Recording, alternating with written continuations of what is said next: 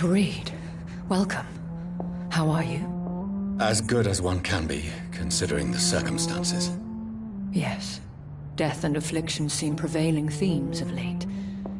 Please, come in. We have much to discuss. I hope I haven't disturbed you. Not at all. Actually, I was counting on you visiting me tonight. How strange, this painting. Beautiful, melancholic, yet with a haunting dignity. Indeed. A long time ago, a friend asked me to paint this for him, but I kept it in the end. I did not know you were a painter, my lady. There are many things you do not know about me, young Ekon. Please, call me Jonathan. Please excuse my behavior, Jonathan. I tend to tease my friends when uneasy. What is bothering you, my lady? Your letter was quite alarming. We will talk about this in a few minutes. For now, I would like you to tell me about yourself.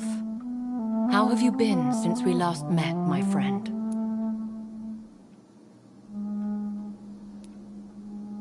I came to the conclusion that my maker, whoever he might be, must be a powerful vampire. Certainly extremely old. How have you reached this conclusion? He is the only immortal I've seen appear in an ethereal form. His voice, his words seemed ancient. It was disturbing. I am afraid you are right. The simple fact that your blood made Mary such a strong Ekon proves that you must be of ancient lineage. I felt this power, radiating like an aura every time he appeared. Most ancestral vampires of England were killed by the Guard of Prewen half a century ago. I wonder who your maker could be. You have no idea who he could be? Some of the ancient ones fled England. Some may still be in hiding. All I know is you, my friend, are a pawn in some secret and obscure game of chess. My sister Mary. She was made a vampire in the same way I was. She was the one killing all those people everywhere I went. Vengeance is a powerful force for those betrayed. Made vampire through careless error. Victims by surprise. I swear I did not intend that. If only I had known then how vampires are created. That is the scientist speaking. In truth, most of us do not know how it really works. Personally, I make sure my prey will not return to haunt me. What do you mean? I am merciless, Jonathan. I only feed on the dying, and I make sure they are dead before leaving their remains. In the end, she implored me to put an end to her misery. But still, I felt I had taken her life twice. I am so sorry for my accidental cruelty. Had I known your dear Mary was still alive, I would never have sent you to pray for her soul in that church. There is no need to apologize, my lady. Your words have been most helpful in these difficult times. Thank you, my friend. If only we could have guided your poor sister through her terrible nightmare. I think I should ask the questions, your ladyship. After all, it was you who invited me to settle this most urgent of matters. Fair enough, Jonathan. The situation is critical. We do not have the luxury for etiquette. Please do not misunderstand me. I would be delighted to discuss mundane matters and idle trivialities. If we survive the dark nights to come, we shall have all the time in the world to speak, you and I. For now, please follow me, Jonathan. I must say, your house is exquisite. One of the advantages of living forever is having the time to be selective with one's furnishings. I took the liberty of having tea served. You can still drink tea. Can't keep it down, but I do so enjoy the aroma. Let us toast to make-believe, and of course to your health, Jonathan. And to yours, my lady.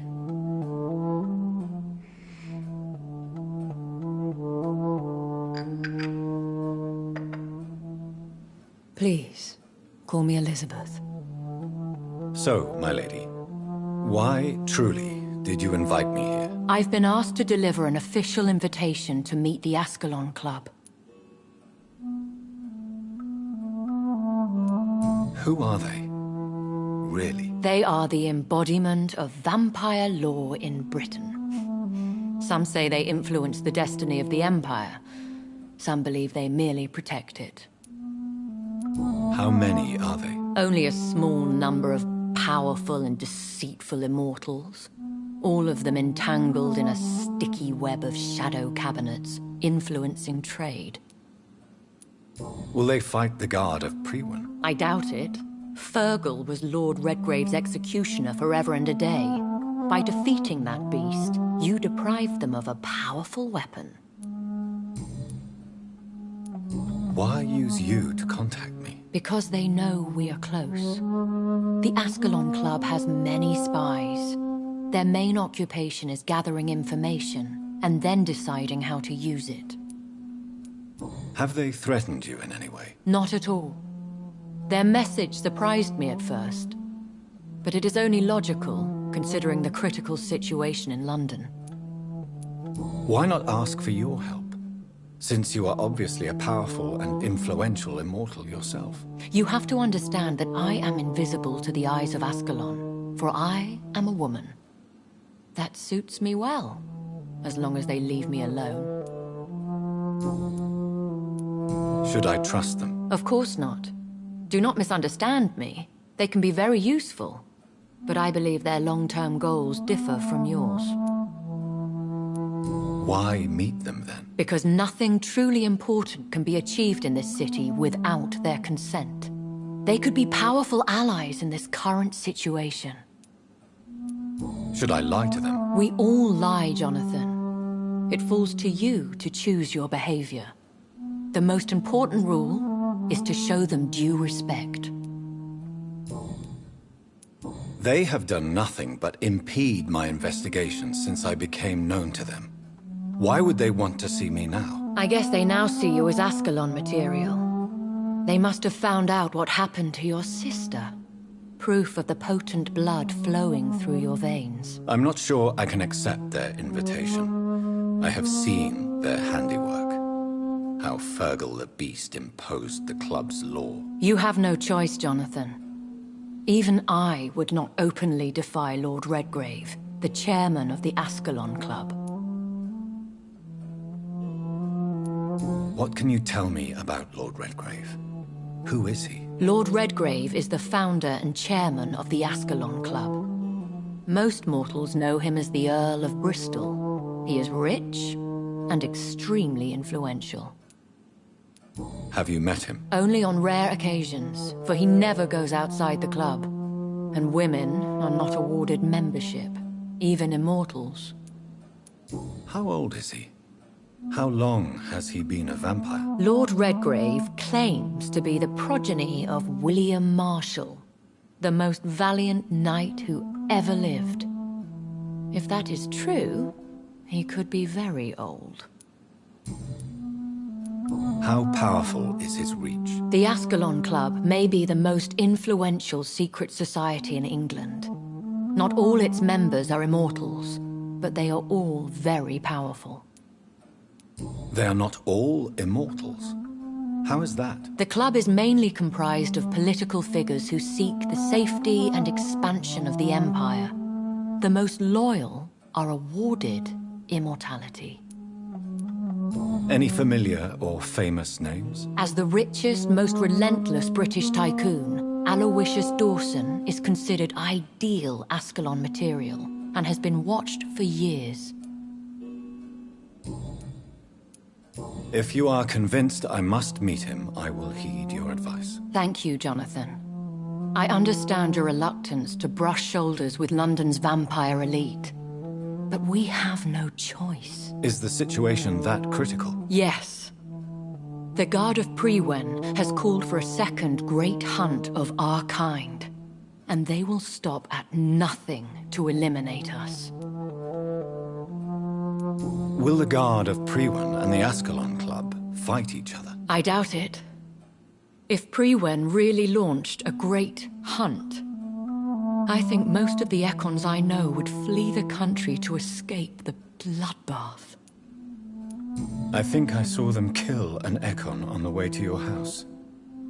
They seem to have a list with names. To launch another great hunt, they must have collected intelligence on vampire identities and whereabouts. They are a resourceful lot. Should we fight back?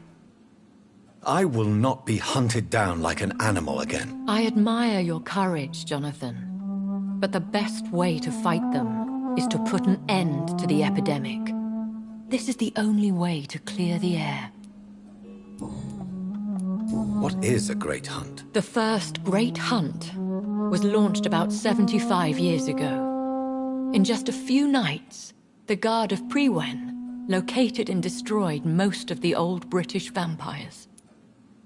Why start a second one? Priwen has always seen us immortals as a threat to mankind. My guess is they suspect one or more of us is the cause of the epidemic. How did you survive the first hunt? I fled, Jonathan. Like most vampires who survived that slaughter. And I secretly came back when I was sure they had lost my trail. You should flee then. Leave London, the country even. I have seen the Guard in action. They are merciless. Your concern warms my heart, Jonathan. But fear not. If the situation gets too dangerous, I shall retreat to my secret Scottish manor. I could hide you in my luggage, if you wish. Thank you for the offer. I shall keep it in mind, but I have much to do here. There is a question I must ask you. Could Lord Redgrave be my maker? I doubt it. If Lord Redgrave had made you his progeny, he would not have seemed so surprised when you demonstrated the strength of your lineage. What is the plan? The plan is we both try to save this city, you and I. Go to Ascalon, accept their proposition, and use their influence to promote your agenda.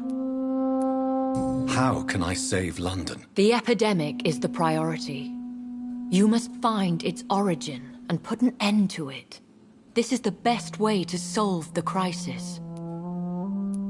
What will you do? I still have contacts and old friends in this town. I shall make some inquiries and attempt to learn more of the situation. We need clarity. Will I ever discover the identity of my maker? Maybe not, Jonathan. We know for sure you were made by a powerful vampire, but most of those fled England long ago. Please forgive my bluntness, but I have to ask. Was it you? Did you make me? Oh, Jonathan. I know you shall always have a gnawing doubt about who made you an immortal, but I swear, I had nothing to do with it. You have no idea at all? You seem to know so many things about the secrets of the vampire underworld. Even if I had my suspicions, I would not dare give you a name so soon. All I can say is this. I will make inquiries and keep you informed. One day soon, I will have to find the answer to this mystery. And I shall help you in your research, I promise. For now, you must go to the Ascalon Club and play their game. Will I see you again at the Pembroke Hospital? No, you will find me here if you need me. I shall conduct inquiries alone, and we can then share our discoveries. Will you not visit Pembroke again? No. I must remain discreet and avoid attracting attention to Pembroke Hospital for the time being. But how will you sustain yourself? I shall not, Jonathan. Fear not. I'm used to it. When will we meet again? As soon as you meet Lord Redgrave, I suppose. Fear not, my dear. I shall only be a heart's beat away. I want to thank you for all your support and your help, my lady. Could you do me a last great favor and call me Elizabeth? I should be honored, my lady. Then it is settled. Finally, some good news in these dark hours. Thank you. I appreciate the advice. I had best prepare myself to meet this Lord Redgrave now. How thrilling to meet the Earl of Bristol in the flesh, so to speak. Something tells me you're not very keen on the man. Don't get me wrong. The gentlemen of the Ascalon Club are honorable, but their attitude and opinions are somewhat antiquated. I see. As long as they deny access to female applicants, I will leave them to their antediluvian considerations as to the natural order of things. Jonathan, promise me you'll be careful. Of course. But why the fear in your voice? Look at me, Jonathan. I am. I mean, really look at me, young Ekon.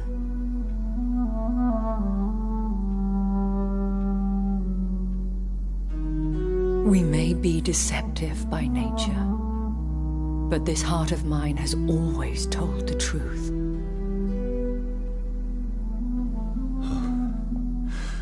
Elizabeth. Go, my friend. But come back to me soon.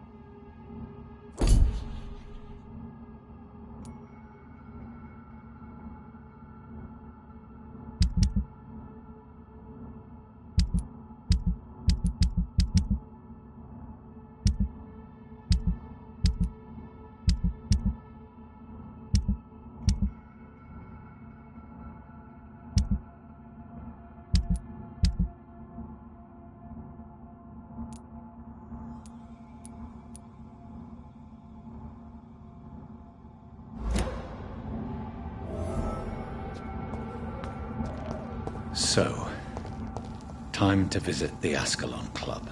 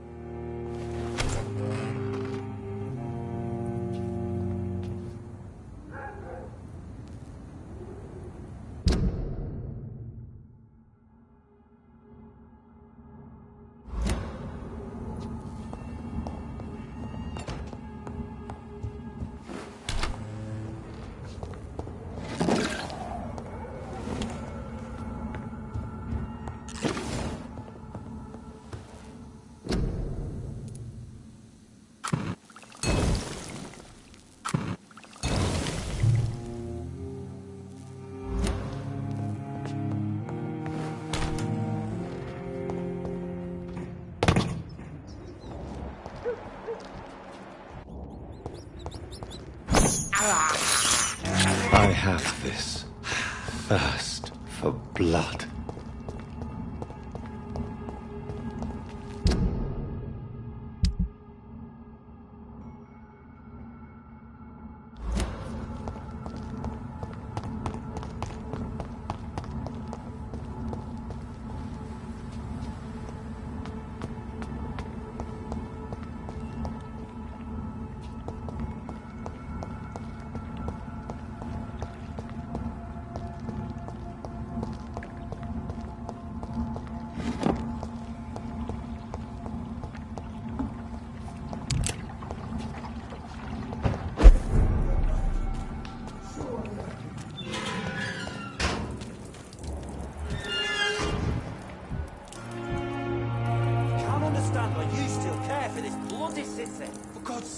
I cannot enter. Still alive and healthy. Can't you be satisfied with that? We have no reason to be here. I have not survived being buried in a mass grave for these trivialities. We're not in the middle of a battlefield anymore. It's different here. So many ways.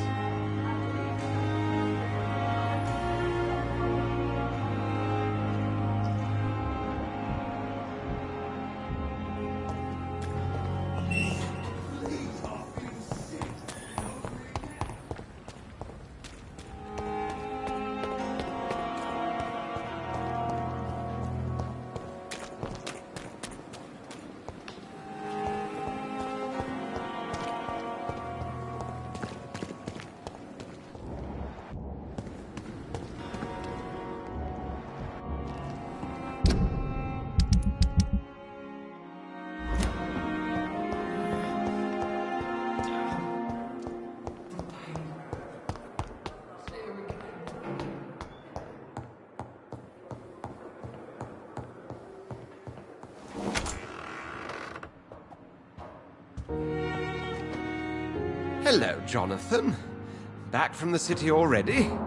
How is the situation over there? Tense, to say the least. I am sure every obstacle will cede to your relentless determination. In the meantime, can I be of any help? Did you know that Lady Ashbury is an artist? And rather a good one. Well, actually, yes. I attended an exhibition of her paintings before the war. Beautiful landscapes and stunning portraits. I wish I had purchased one. Perhaps we could go to her next exhibition, you and I. What a beautiful idea, Jonathan. Did you know she told me once she had been a model for famous painters? But she never told me which ones. What can you tell me about Lord Redgrave? Oh, the legendary founder of the Ascalon Club. I'm afraid I cannot help you with that, Jonathan. So you do know him? All the Brotherhood knows about him is highly confidential. He is dangerously intimate with the royal family and Britain's inner circles. Are you afraid of him? Is he that dangerous? No, but since most ancient vampires were killed or fled England during the Great Hunt of 1850, he may be the oldest British vampire. A myth in the flesh, so to speak. What can you tell me about the Great Hunt? A sad story, my dear friend. Tragic, in fact. The Brotherhood was betrayed by some of its most trusted members. Why was it a tragedy? Not only did the Guard of Prewen hunt down and kill most ancient vampires of England, they also destroyed or confiscated their possessions. Priceless knowledge was lost in just a few nights. Tell me about the betrayal. The founders of the Guard of Prewen stole precious and unique documents and reports from the Brotherhood's library when they left. They used them to identify and locate their next targets. I shall return later. Thank you, Edgar.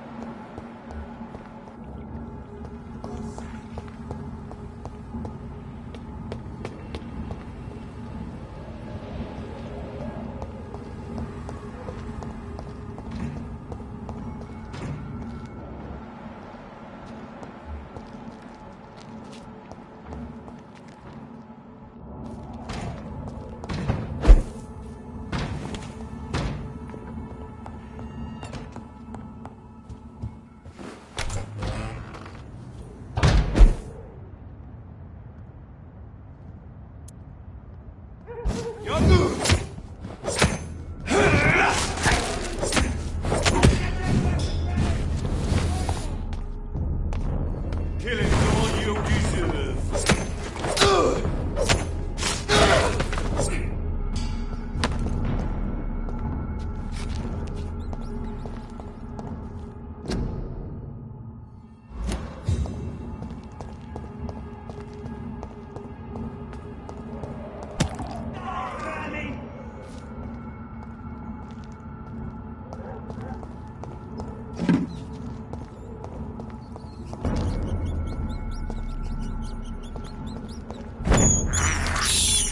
This is despicable.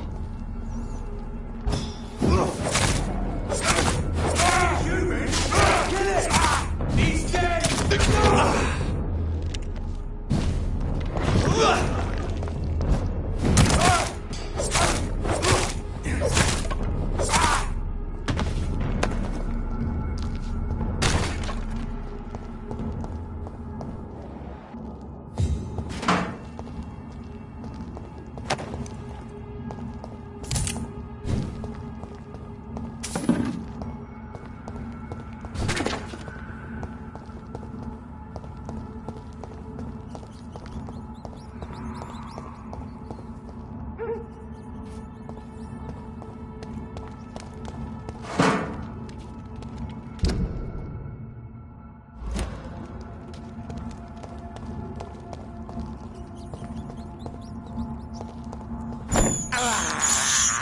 I can't believe I'm doing this.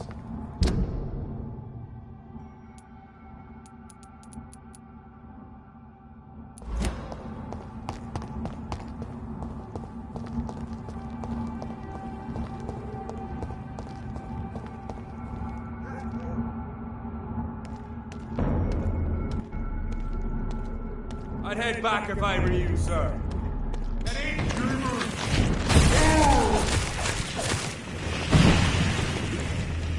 God walks with me!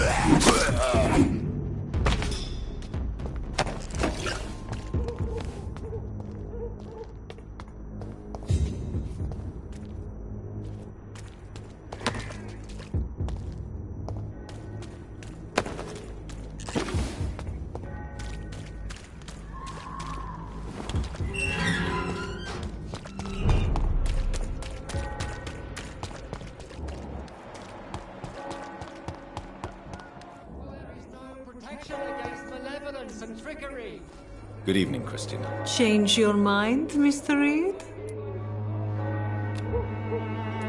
How are the conditions in Whitechapel these days? When I think about all the people who died trying to reach England, it seems we escaped a war just to die on foreign shores, hated by all. Do you need any assistance, Miss Popper? It depends on the price of your medicine. I am shocked that you would think I am that sort of man. Forgive my suspicion. I'm so used to liars with good manners. Thank you, sir. Goodbye, miss. Take care of yourself as best you can.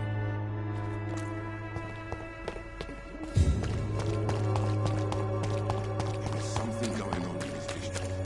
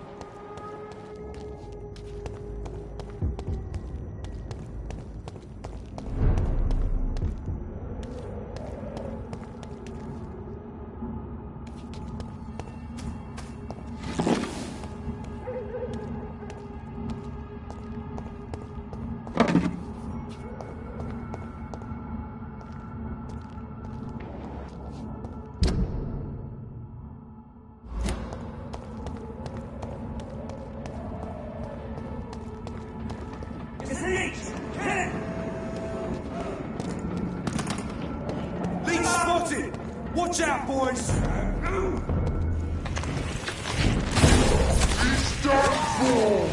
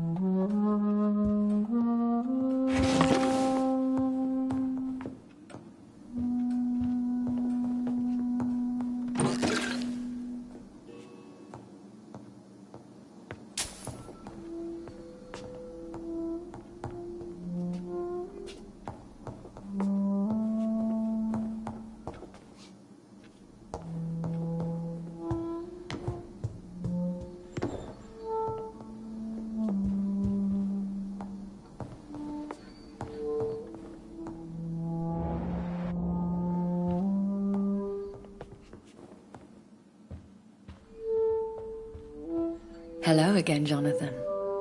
To what do I owe the pleasure of your visit? Sorry to disturb you again, but could you spare me a few minutes? Of course, my dear. Always a pleasure to speak with you.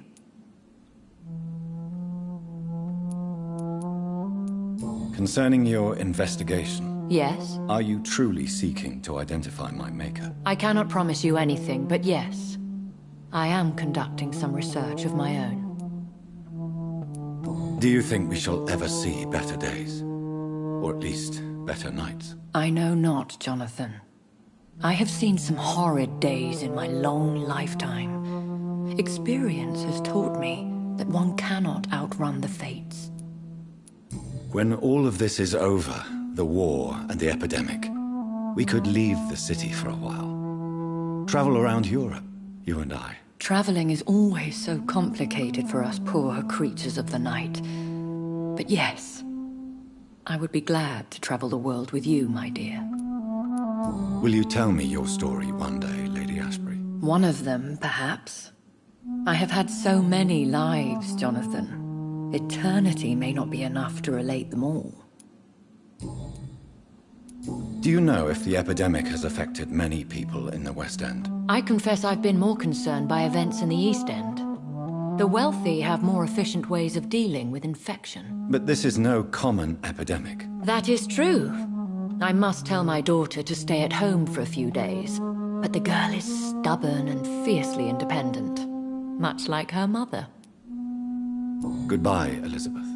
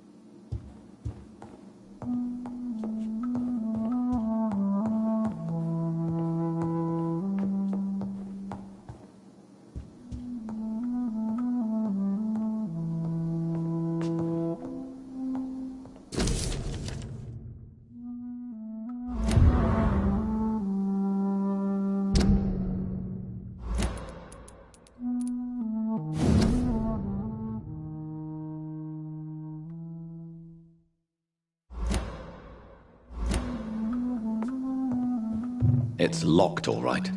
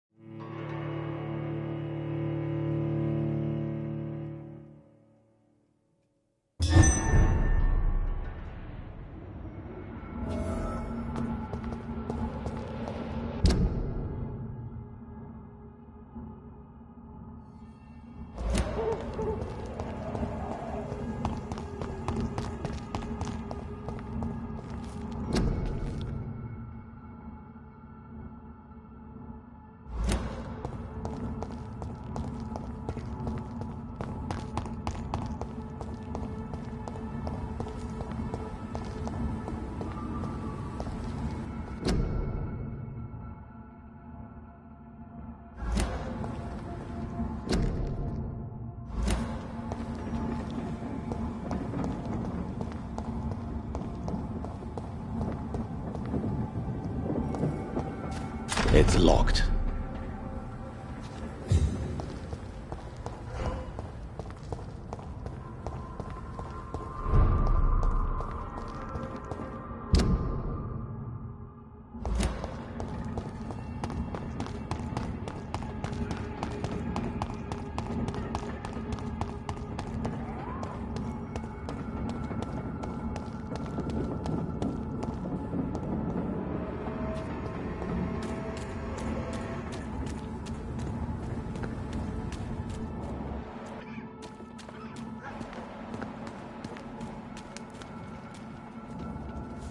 It's locked, all right.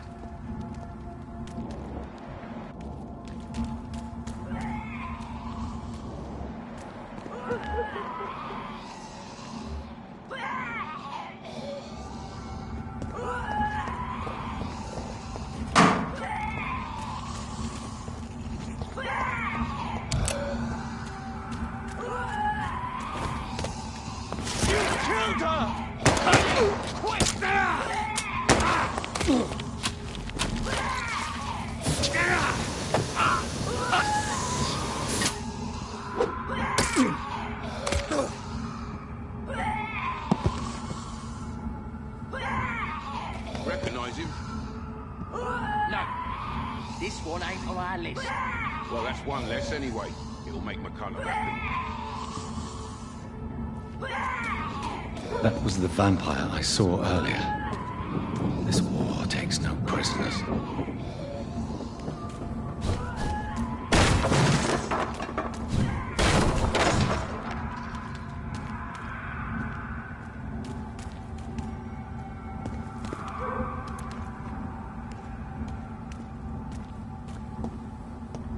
Steady, boys! Got one over here! I'll send you to hell.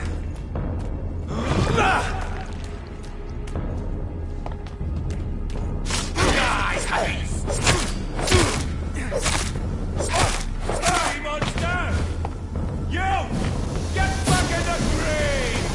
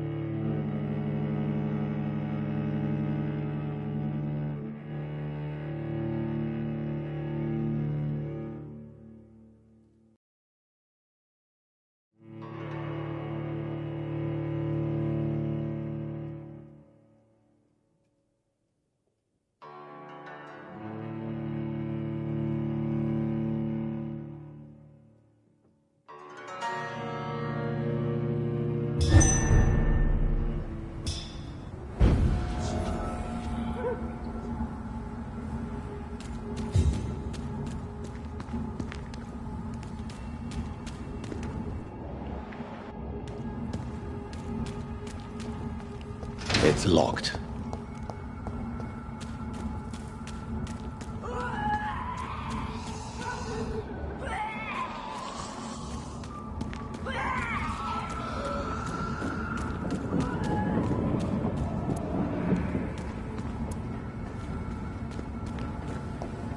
There's one of them! Oh,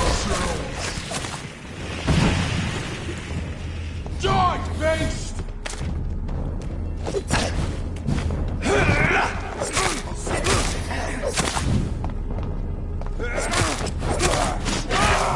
The bloody grave!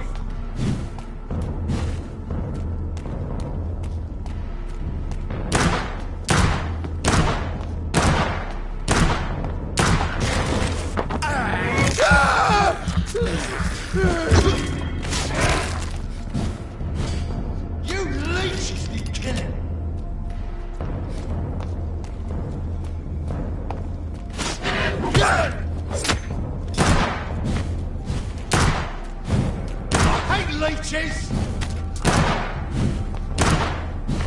Kill is all you deserve. I'll send you to hell.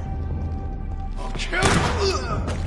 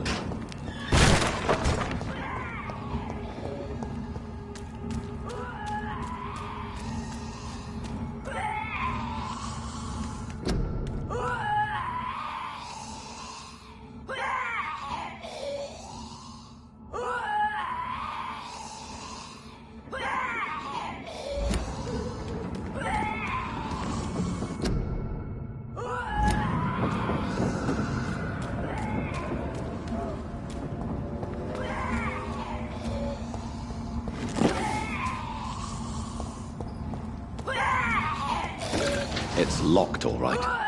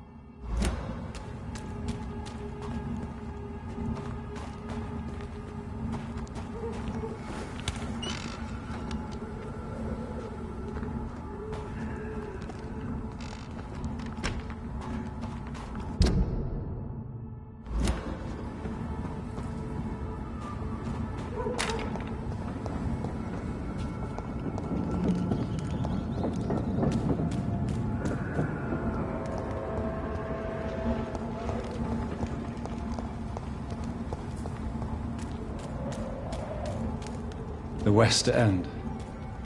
Never have I felt so sad to be back home.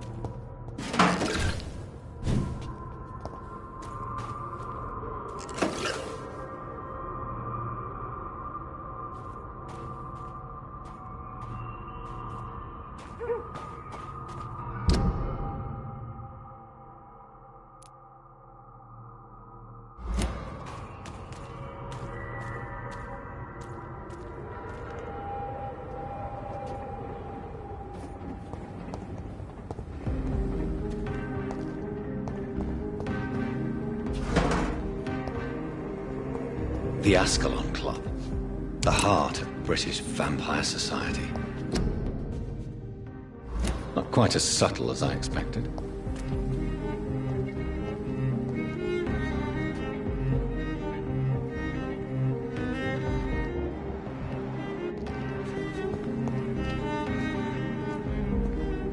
Good evening, sir. May I have your attention, please? Come on, Johnny. Don't you recognize your oldest friend? Clarence. Clarence Crossley. How are you? My God. So you survived the war too. So sorry I didn't recognize you at first. I almost didn't recognize you either. War does that to men, I heard. In my case, it was true, for I witnessed the horror that lies underneath.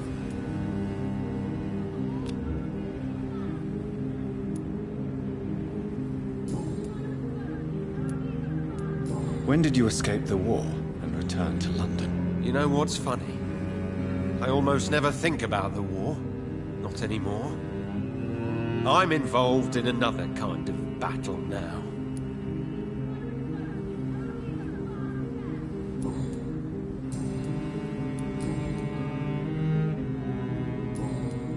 You need some rest, Clarence. You should try to sleep. Women's right to vote is only the first step. Women of all countries unite. Women's right... Good evening, miss. Oh my God, no. Please, Mr. Vampire, don't kill me. Please, no. I'm too young to die. I still have so much to offer this world. Wait, no. Why do you think I would... What? Don't worry, Dr. Reed. I know you wouldn't harm me. Mother told me you were in this part of town and might drop by. Your mother? My name is Charlotte, sir. Charlotte Ashbury.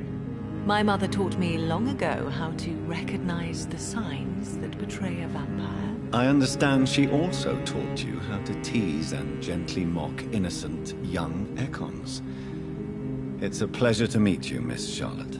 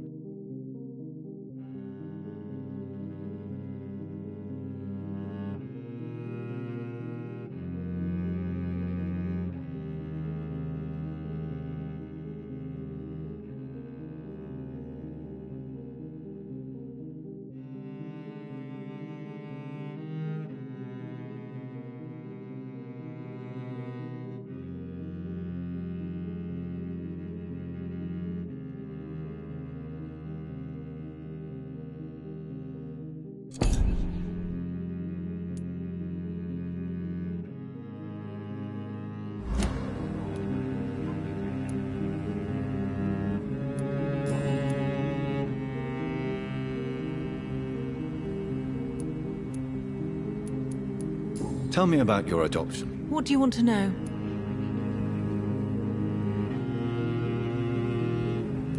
How did you meet Lady Ashbury? First, I was an orphan in the institution for girls she manages in the West End. When I was 10, she adopted me. and I have lived with her ever since. Did you know she was a vampire when she picked you? The correct word is Ekon, Doctor. And no, I had no idea why my mother only showed up at night. She told me everything when I turned 16, though I suspected the truth for a long time before that. Who are your real parents? Elizabeth Ashbury is my real mother. She raised me and has taken care of me all my life. I have no idea who my progenitors are or were. Do you live with her? I still spend a lot of time in my mother's mansion, but I have my own house now. I have a life to live, you see. And one day, I'll have my death to face.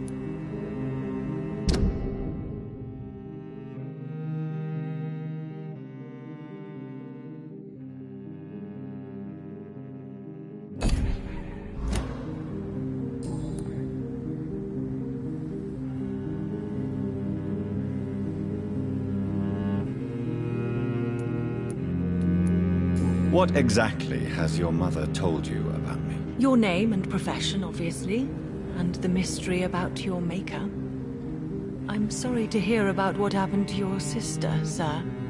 Mother says it was not your fault. Does it not scare you to know what I am? What your mother is? Why should it?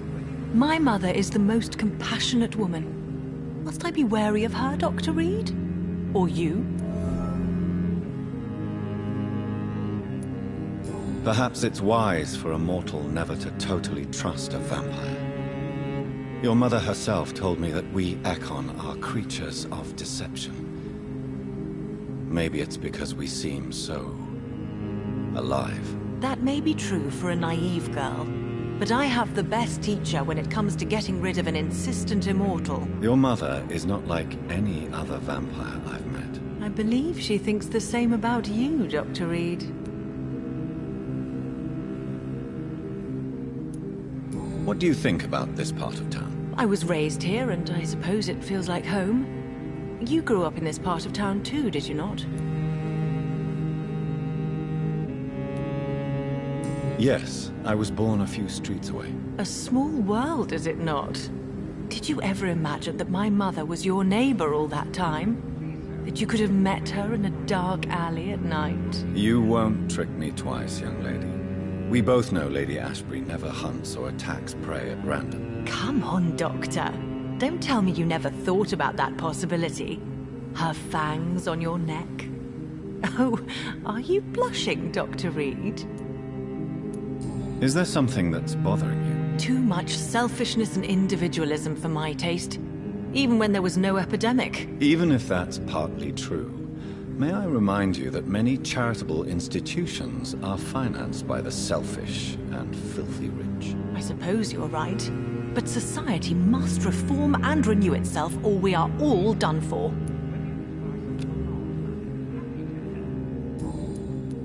What are you doing out here? You mean, what do I do outside at night since I am a woman? Let me ask you a question, sir. Would you ask the same question of a man? Actually, yes. I ask the same question to everyone who dares to go outside at night, considering the risks. Well, if you must know, I campaign for the right to vote for all women. Why should I wait to the age of 30 years when men can vote at 21? Are you a suffragette, then? Oh, you really are Elizabeth's girl. Without a doubt. All adult women have the right to vote in the US, in New Zealand, and in Australia. But women here can't vote unless they are property owners. No need to convince me, Miss Charlotte. I have shared your opinion for a long time. Even before I met Emmeline Pankhurst. Really? Oh. Now I see why my mother appreciates you so much. Too bad there aren't more men like you in the vicinity.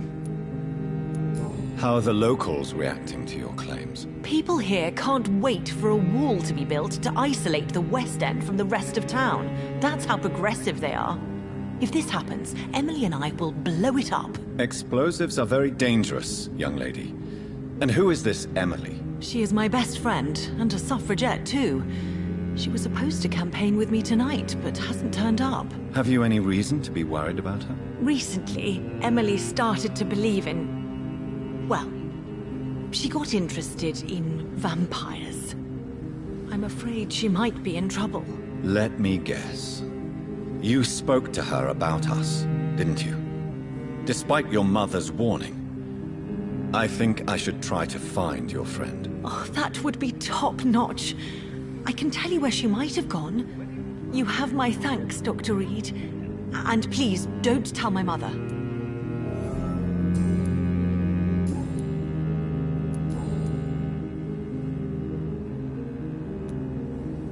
Do you know why Lady Ashbury chose you to become her daughter? No, I don't. Each time I ask her that question, she smiles and says it's precisely because I dare to ask such questions. Do you ever regret that she chose you? Of course not. Though I often wonder if she adopted others before me. If so, where are they buried? How was it for them to pass through life with a never-aging mother? Your mother has refused to turn you into a vampire. Tell me more about it. Each time we argue, Mother expresses the same fear. She wants me to remain alive and full of joy, rather than become melancholy and immortal. She claims you can't have one without the other. It's pure selfishness. It's your mother's choice. As daughters and sons, we have to accept the decisions our parents make for us despite our own wishes. I love my mother, and have accepted everything from her. Even that she named me Charlotte, when it was not my original name. Does it bother you? No. Whoever I was when I was born, I am now Charlotte Ashbury. It hurts as much as it makes me proud to know that's the name my mother will read on my tombstone. Your mother has walked this earth for much longer than you or I. She is wise, and we should not ignore her advice when we disagree with it. But why shouldn't I be allowed to forge my own experience? There can't be only one righteous way to deal with eternity. Why do you still hope to become a vampire, in spite of your mother's refusal? It's the immortal aspect of vampires that interests me. The world won't improve unless women take charge. I'm convinced of that. You're obviously a clever woman with a good education and a brilliant future. But have you thought about the price you'd have to pay? The loneliness, the necessary masquerade. Is it not true of every high position? To change this world and make it a better place, one needs time on one's side. Tell me, Charlotte, how do you plan to achieve eternal life? Since you've obviously given it a lot of thought. I won't give up. You have no idea how determined I am, sir. I may contract a deadly disease. I may throw myself under a carriage, just to be saved by her sweet kiss. That's a disturbing answer, young lady. And the worst part of it is, I know you speak the truth. There are less dangerous ways, Doctor. Instead of throwing myself under a horse like Emily Davison, I could just throw myself into your arms.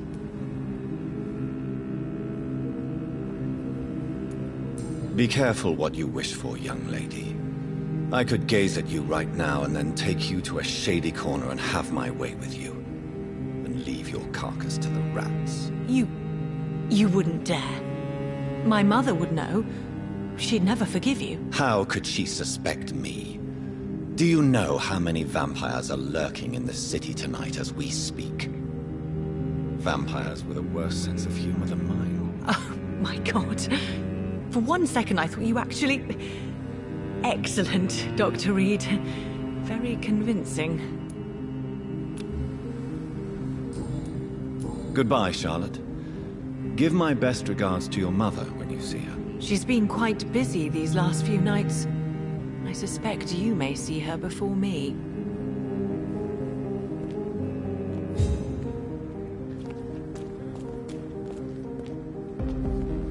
Good evening, sir. Please forgive me for disturbing you. I'm a doctor. I never judge a man by his title, but by his attitude. And you are not disturbing me at all. I am Calhoun Russell, and I welcome you. Well, I must admit it's good to receive a warm welcome for once. I'm Jonathan Reed. Welcome, Dr. Reed. Welcome to my humble shop.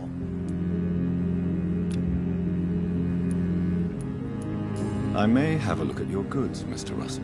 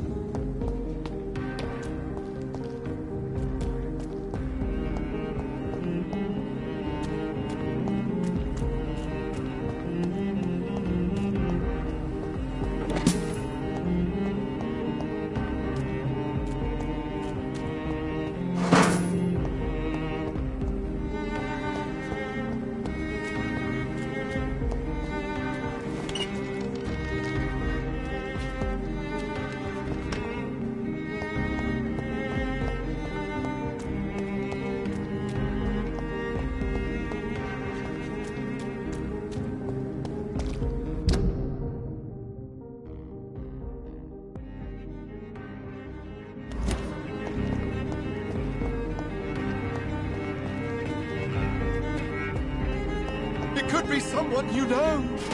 Even someone you're close to. And women. Women die too in this war.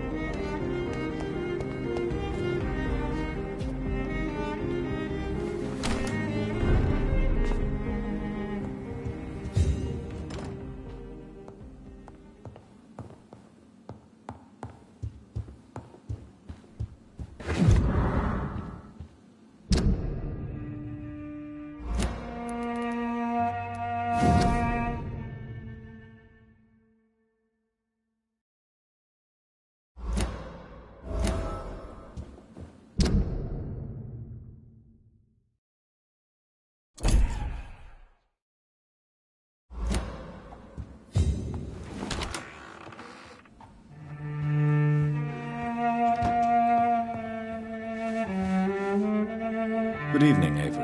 Mr. Jonathan, I can't believe my own eyes. Oh, it's a miracle. We all thought you were... Oh, sir, your poor sister. What a tragedy. I know, Avery. I know about my sister's murder. Miss Reed expected you to return to assist with the funeral, right up until the last minute. Where have you been, Mr. Jonathan? We needed you here.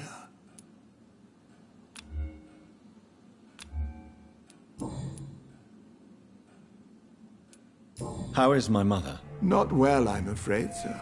Miss Reed is very fragile since the police brought her back home. The police? What happened? Miss Reed was found walking in the streets. She kept saying she had spoken with her son and daughter. She's resting now. Has she received appropriate medical care? I'm taking care of Miss Reed myself. Hospitals are so overwhelmed by the epidemic that they can only accept patients infected by influenza.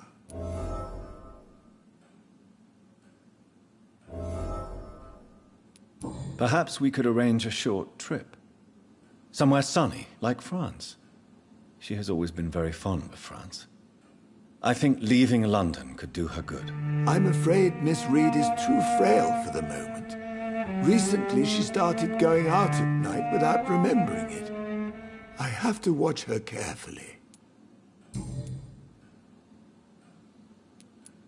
I'm sorry I could not be here for Mary's funeral. Your mother was strong, sir, but your support would have been appreciated.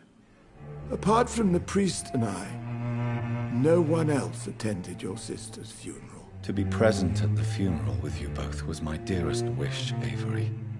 But I'm sorry, I simply could not attend. I would not dare to question your absence, Mr. Jonathan. All I can say is that we missed you a great deal during these difficult days. What is the situation in this part of town? For a time, the West End seemed spared by the epidemic. But the situation is getting much worse. Have you no relatives anywhere?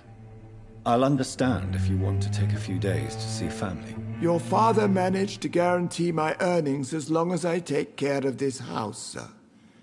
My sisters are dead, and I've never met my nephews. I'll stay, sir.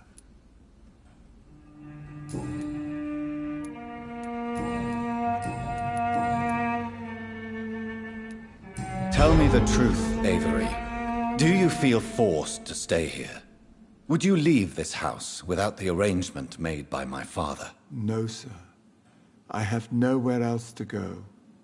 And I promised your father I'd take care of his family as long as I live. This house is dead, Avery. There is a curse on this family. You really should consider leaving.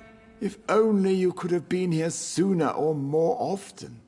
Maybe this house would not be that empty. But you're here now, sir, so my task is not over.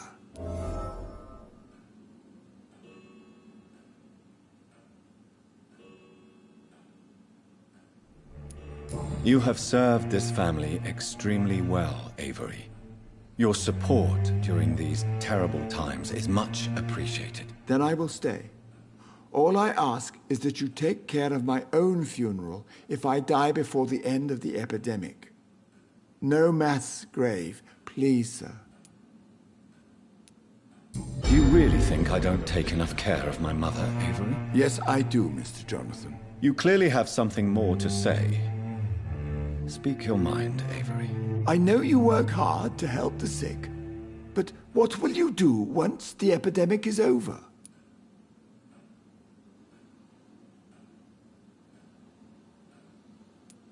My home is here, and I have nowhere else to go. But this house will need some improvements if I move here. Some radical changes. That's good news. Whatever changes you have in mind, I'm sure we will find an arrangement that suits your mother also.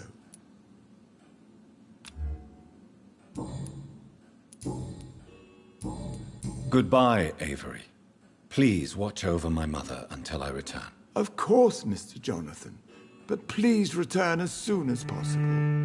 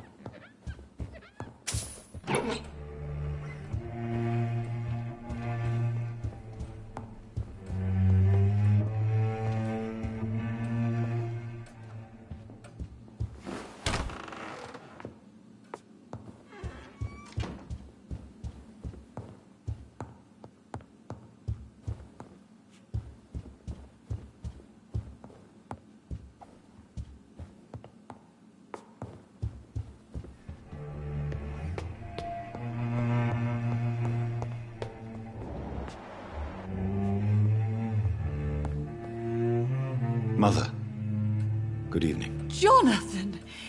Is it you? Where have you been, my prodigal son? I'm right here, Mother.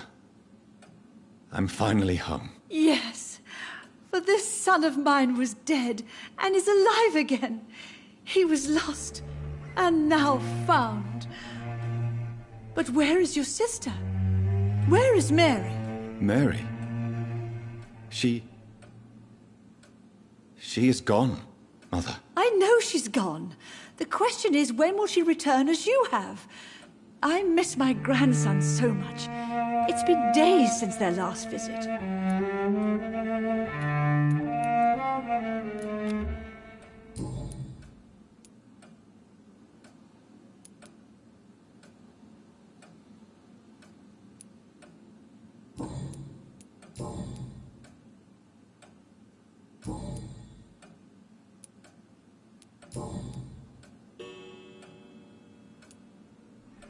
Why do you say Mary is visiting you, Mother? You know that's impossible. Why should it be? Are you not standing in front of me right now? Why should it be any different with your sister? But Mary really is dead, Mother. Yes. And are you not dead too? Isn't your father dead? And my grandson, and my son-in-law? You're all gone. But you all still visit me from time to time.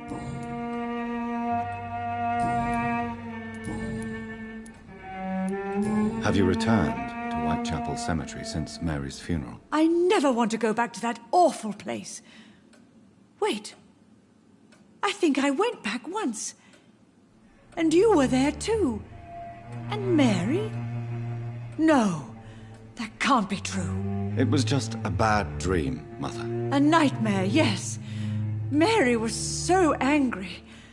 I walked back home alone. If that kind policeman had not called Avery from the station, I don't know what would have happened. Tell me, Mother, how are you? All alone in this big house with only Avery to take care of you. I'm sad most of the time. Sad that you have left me here alone. Sad that you don't tell me when you come or go. I'm so sorry, Mother. It wasn't supposed to be like this. I was coming home. I was home. London, the Thames, and then it happened. What happened, Johnny?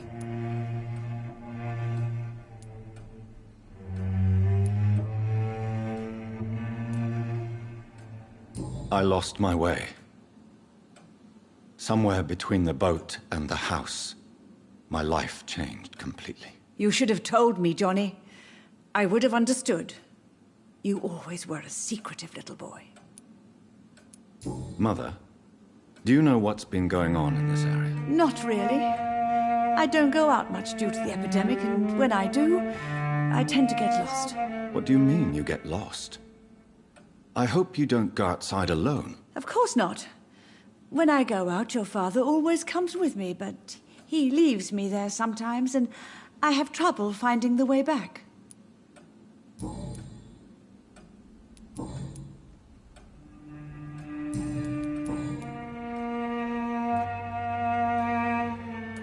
Do you think Avery is right?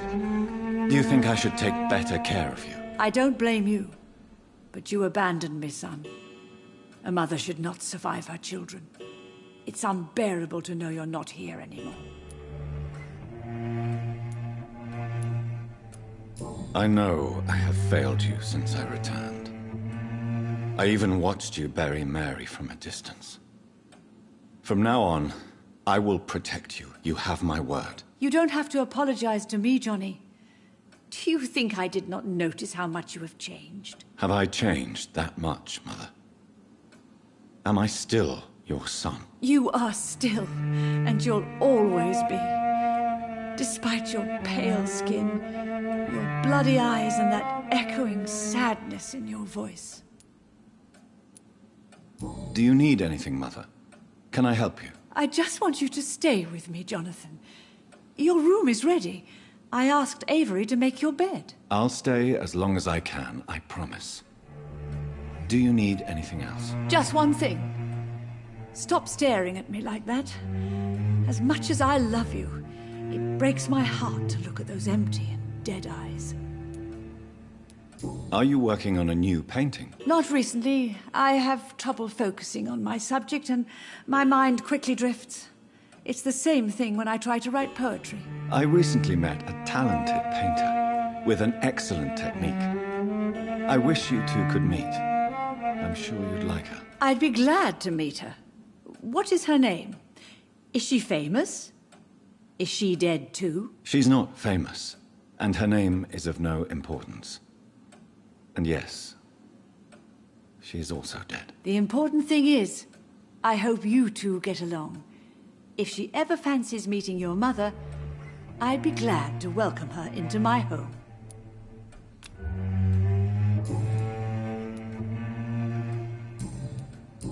Goodbye, Mother.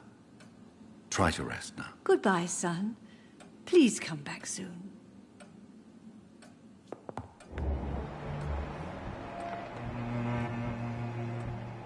Aubrey, I'm not sure visiting Italy is a good idea this time of year.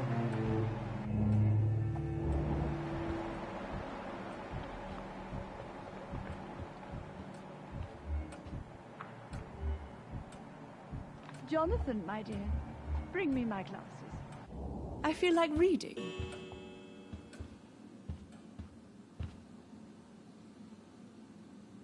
Hello again, Mother. Jonathan, back already. Good, good.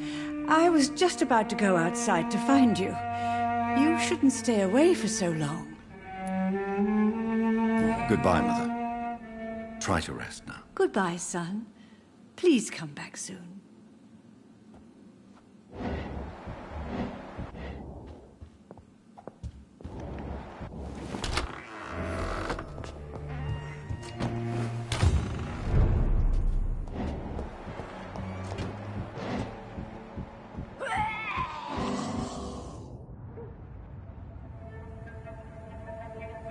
Your father and I have spoken about your fiancé, Mary. We believe he'll be an honorable husband for you. We'll set a date for the marriage then. That way, I'm sure one of my children will give me grandchildren.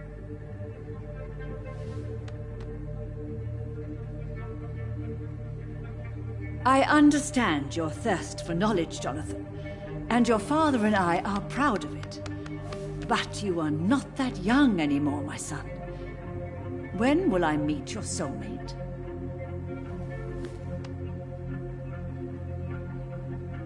You can ascribe my romantic tendencies to my French origins if you want, Aubrey. But I'll never cease to believe in a match made in heaven, my beloved.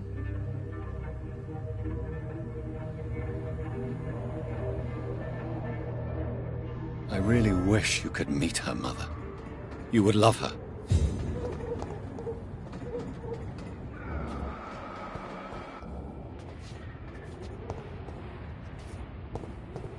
I cannot enter.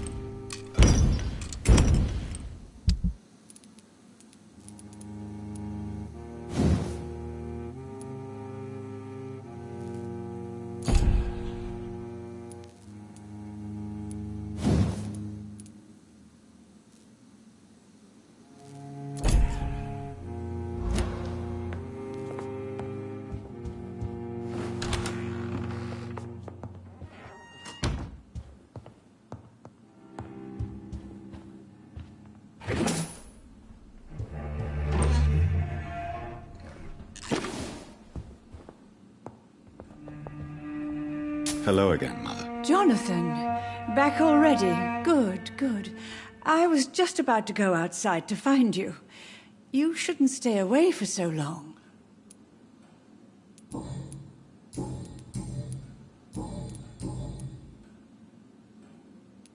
Do you really see Mary and Father? Do you also see me as one of the dead? Yes. For many years, it was just a game. Since your father left us without a word, I took to the habit of speaking to him. Yes, I remember. I sometimes spied on you and listened to you talking with Father in the garden. It made me so angry then. But it was just a game, wasn't it? Yes, it was. But since then, my poor dead Mary visited me in my room. She led me to her grave, and there you were. I now know the dead can haunt us.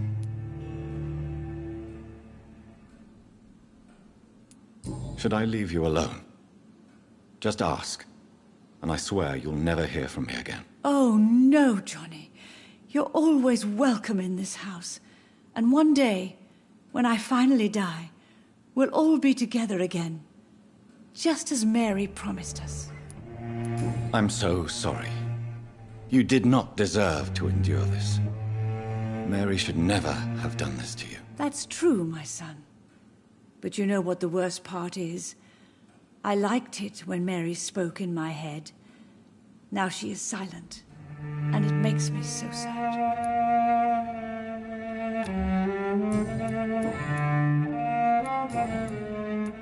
Why do you say Mary is visiting you, Mother?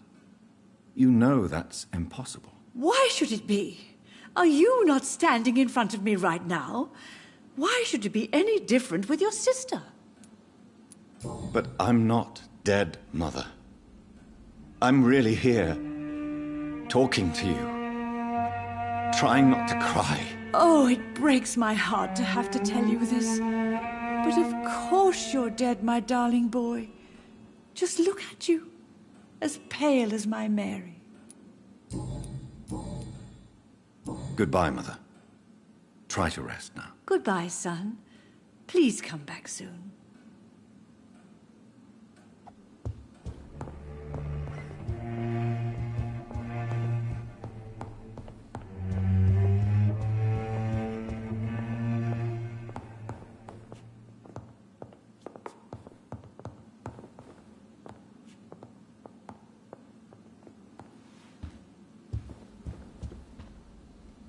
Yes, Jonathan.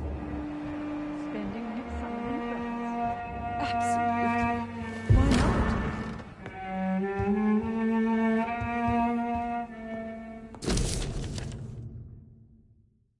I remember Sunday walks in the park.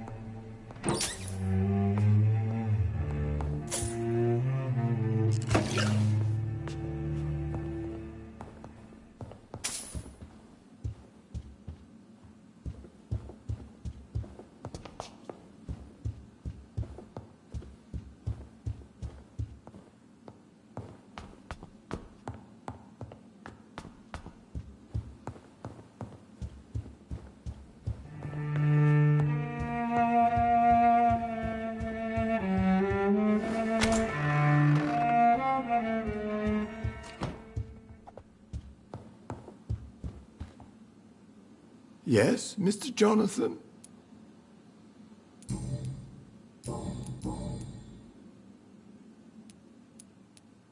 Do you know my mother speaks to the dead members of this family? Yes. I sometimes hear her speaking to you, Miss Mary, and her baby. Sometimes your father, too. So she thinks I'm also dead. And what about you?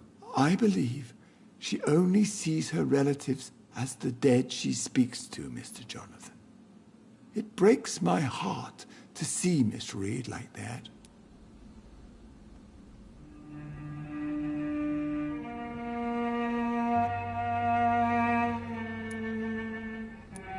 She may get better. It's only a hypothesis, but I know my mother is strong.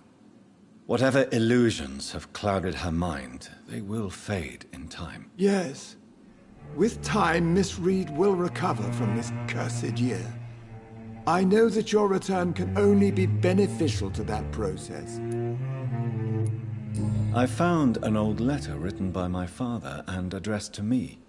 Do you know anything about it, Avery? Your father wanted me to give you this letter for your 35th birthday, but you left for the war, and the letter remained in his office until tonight. I realize now you knew my father better than I did. Do you know why he left, Avery? Did he ever speak to you about his departure? No, sir. Mr. Reed was not exactly forthcoming. Perhaps this letter will give you the information you require. Goodbye, Avery. Please watch over my mother until I return. Of course, Mr. Jonathan. But please return as soon as possible.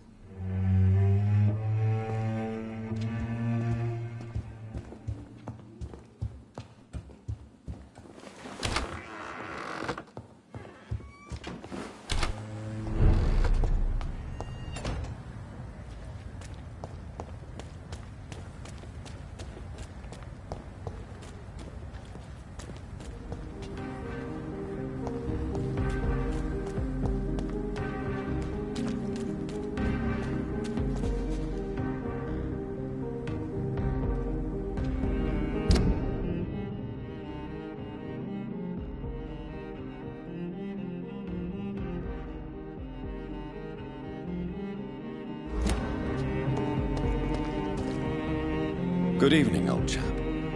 Are you all right? I won't lie to you, Johnny. I'm not a well man. Do you need medical assistance, Clarence? It's a little late for visiting hours, don't you think? What can I say? I haven't lost my old habits. I hope we're talking about the same habits, old friend. You need some rest, Clarence. You should try to sleep.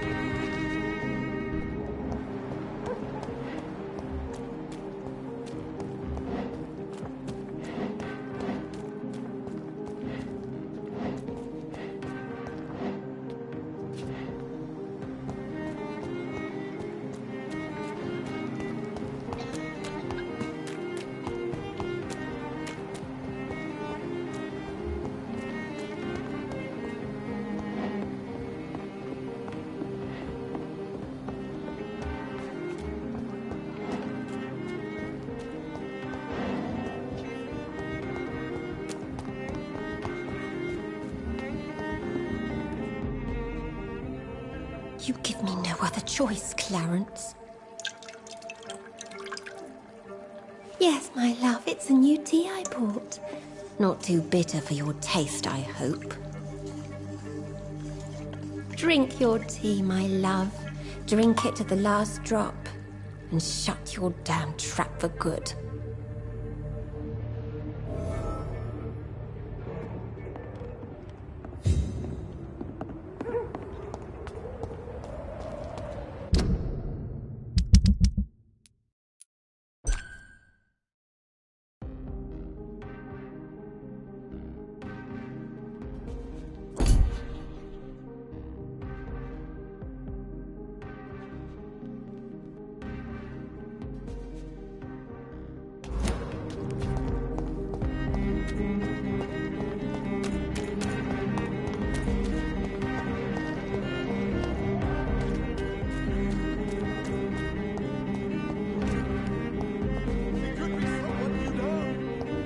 Someone you're close to. Good evening, old chap. Are you all right? I won't lie to you, Johnny. I'm not a well man.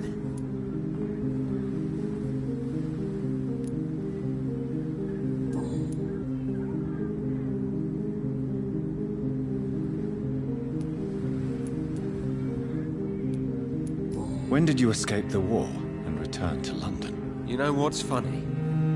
I almost never think about the war. Not anymore. I'm involved in another kind of battle now. I know what you mean. I haven't had much time to think about the war either since my return. Of course. With the epidemic, I bet you've been busy as well. Forgive me, Johnny. I didn't want to sound selfish. What is this new battle? I saw terrible things during the war. Horrors I thought I'd forget. They're here too. They're everywhere. Vampires. Clarence, why have you distributed leaflets about vampires all across the West End? I have to warn everybody about them. They've killed thousands of people already. Unnoticed thanks to the epidemic. We are all in danger here. Vampires in London? Come on, Clarence. Who's going to believe that? I'm not mad, Jonathan. You have to believe me. I know they are real. They're all around us, even as we speak.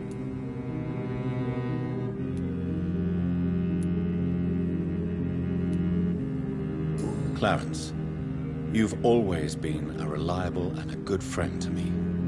If you say you saw a vampire, then I believe you. Thank you, Johnny. Thank you for your trust.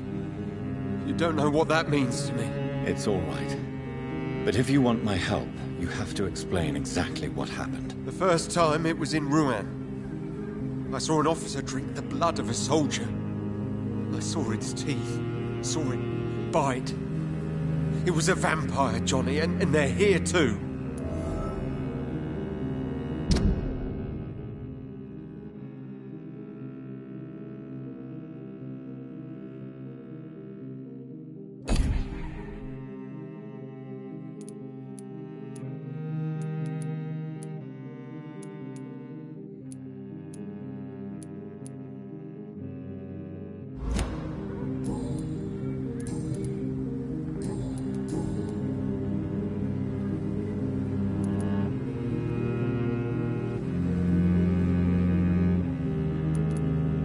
Venus is poisoning you, Clarence.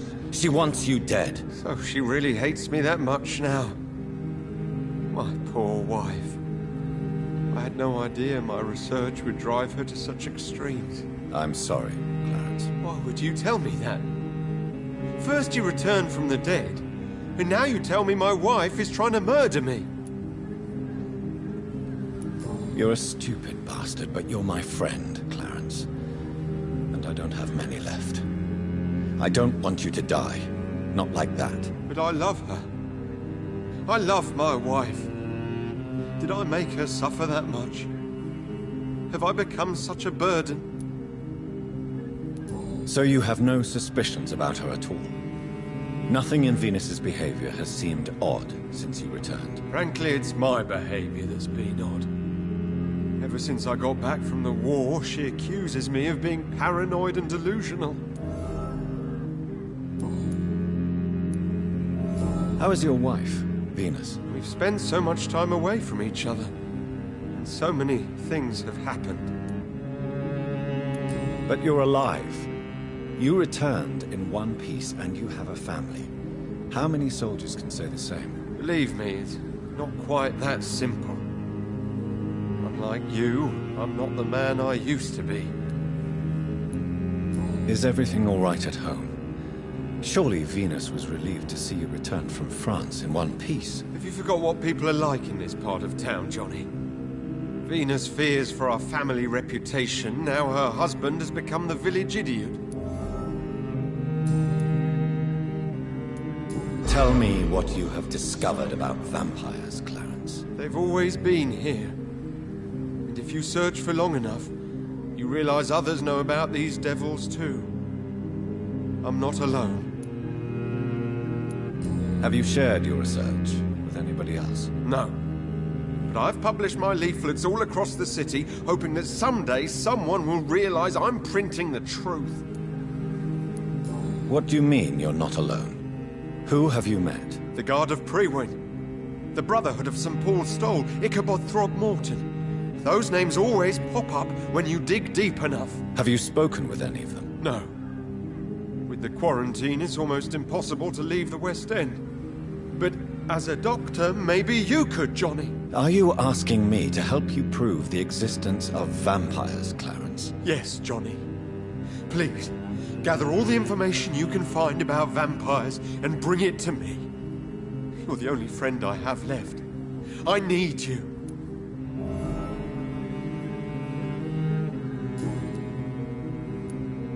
Clarence, tell me about the vampire you saw in France. I was enjoying my leave in Rouen. I left the bar, took a shortcut back to the barracks. I saw it in a back alley. An officer in a stained uniform, biting into a soldier's neck. But you were drunk, weren't you? Are you sure these two men were not just kissing? Please don't insult me, Johnny. I hid, and I saw him leave. Then I saw the body, drained of all blood. I've seen the same marks here in London since I've returned. Did you ever see that officer again? No. He wore the uniform of the Royal Warwickshire Regiment. I did some research, but found no trace of him. He probably stole it from a previous victim.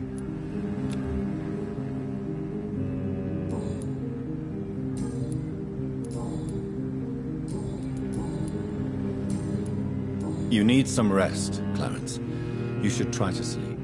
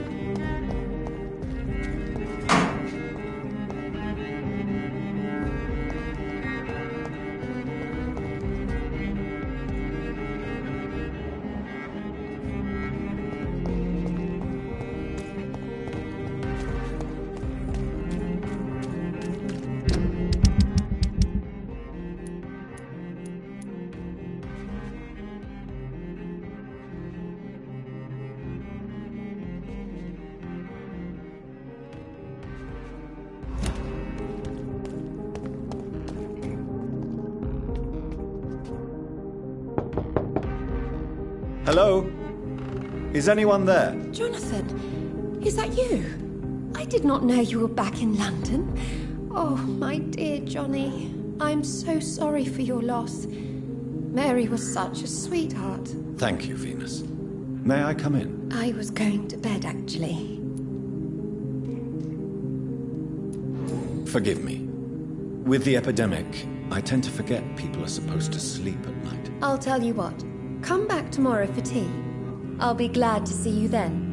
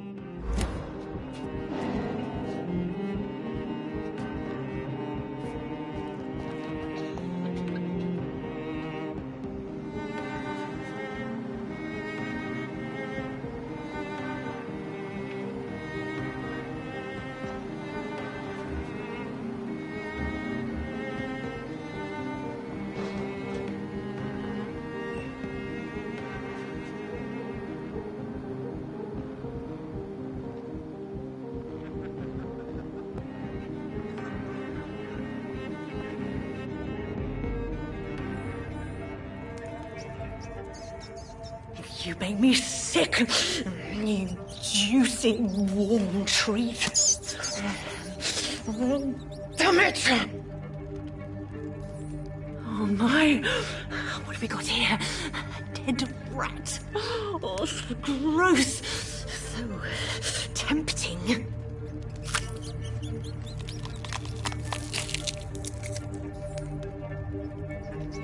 Eternal life. Through the blood of the lesser beasts, he said.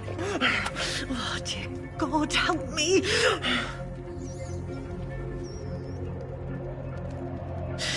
Save me, for I can't stand what I've become.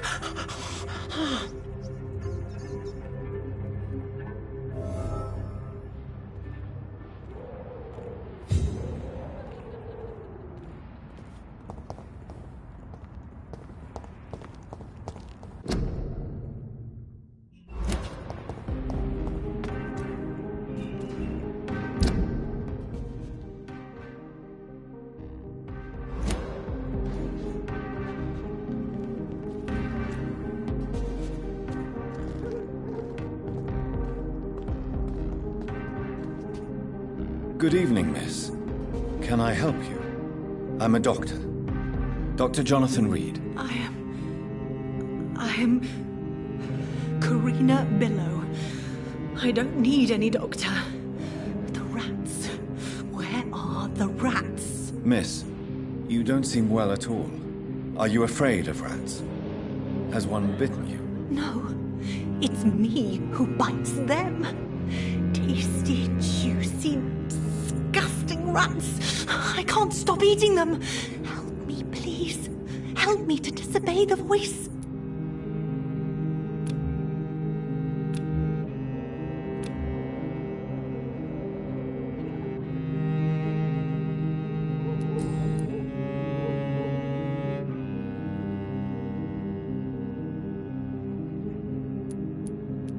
What happened to you? The rats.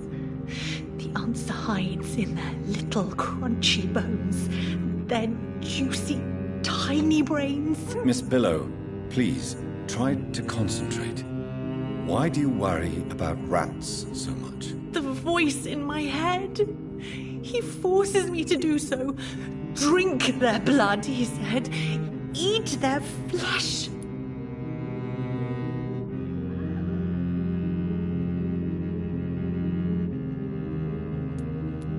Tell me about the voice in your head. Who is it?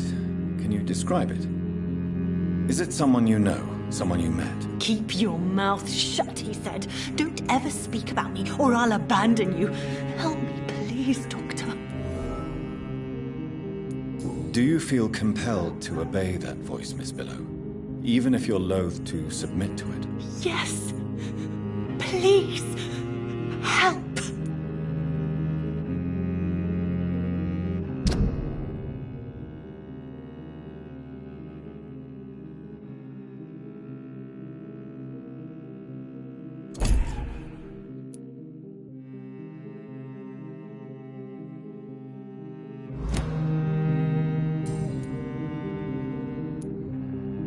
Tell me about yourself, Miss Billow. What do you do for a living? Oh, I'm hungry. Need to eat. Have you got something for me? Blood, perhaps? Can you give me blood, Dr. Reed? Don't you remember who you are, miss? What you did for work? I was strong, proud. I campaigned for good causes. But that was before. It does not matter anymore. I'm so hungry. What is the local news hereabouts, Miss Billow? Shadows. Shadows hunting shadows. Whispers in the dark. Pestilence. Suffering. Death.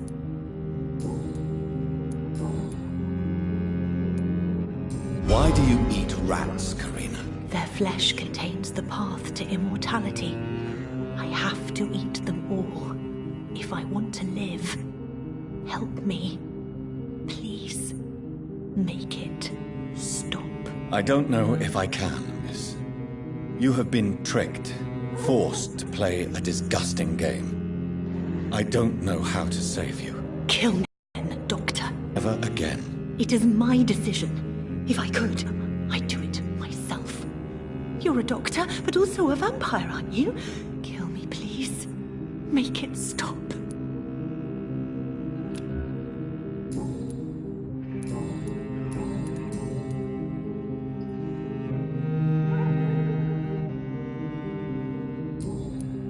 I must go now.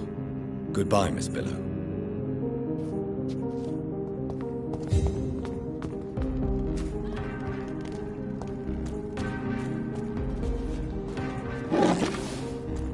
It's locked, all right.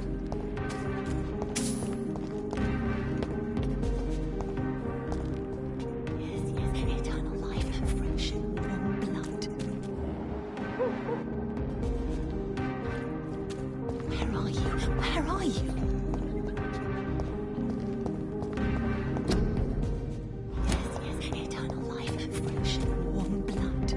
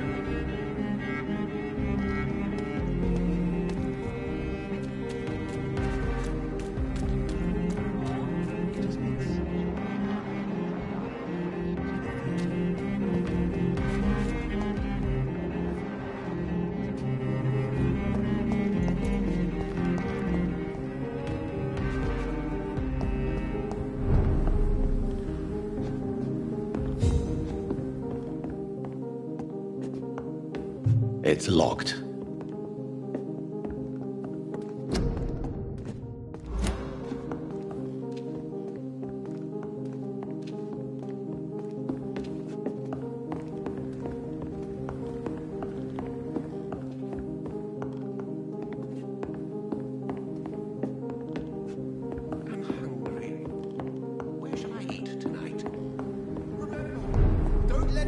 Strangers come into your house.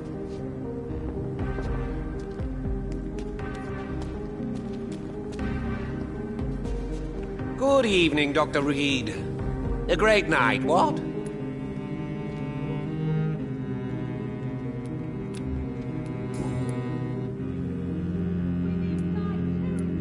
How is the situation in this part of town? Life is good and peaceful. We're lucky to live in such an era of progress and wonders. Are you not concerned about the epidemic? Oh, I'm sure the authorities would take the appropriate measure if the danger were that high.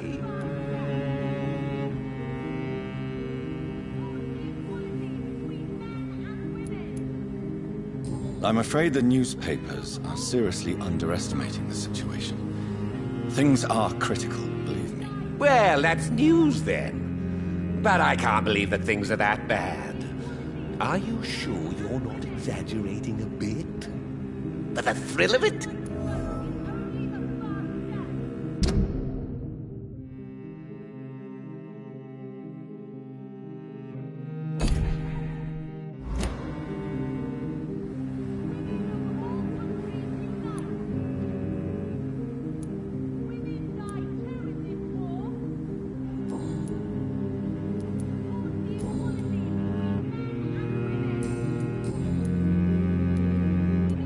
What can you tell me about this place? I recently found the best steak and kidney pie in the city. I'd be glad to share the address if you want. Finding a good restaurant? Is that really all that interests you? Oh, I have many passions, but nothing brings me ecstasy like subtle and exquisite flavors from my teeth to my belly. I must confess, I have quite specific tastes when it comes to nutrition. Really?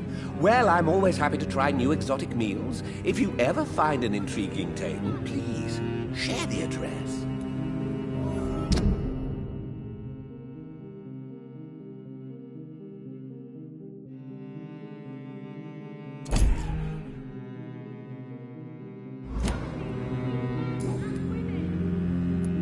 Is it not a little too late to be trading? On the contrary, it is the perfect hour. Believe me, my friend, it is always at night that you meet the most fascinating characters. But what about the epidemic? The bombs and raids? And all the random violence? Please, sir, this is London, England. We will prevail. And if a bomb must fall on my shop, then I'll be there to hear it falling. So you prefer to work at night? Oh, I also enjoy a sunny day like everybody else. But the night always has a certain je ne sais quoi of its own.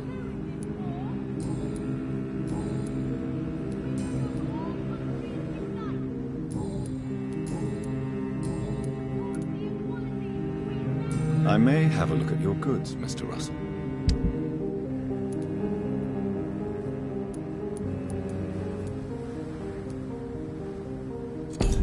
Women die too in this war. Women's right to vote is only the first step.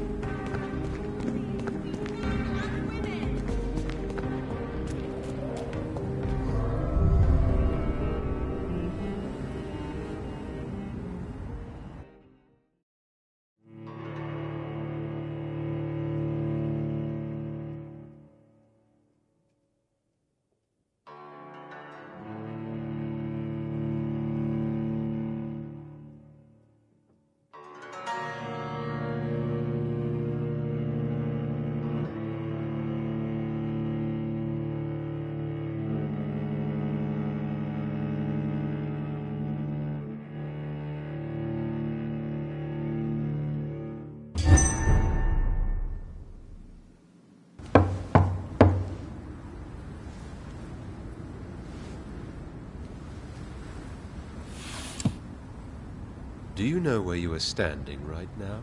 In front of the Ascalon Club, I presume. The Ascalon Club only summons or ostracizes. What is your business tonight? I received an invitation. I'm Dr. Jonathan Reed.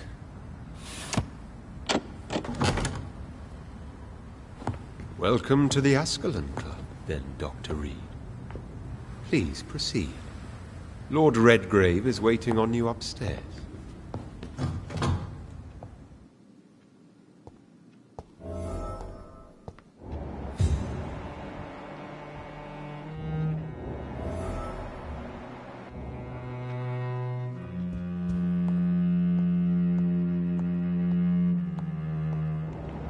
There has been quite a battle here.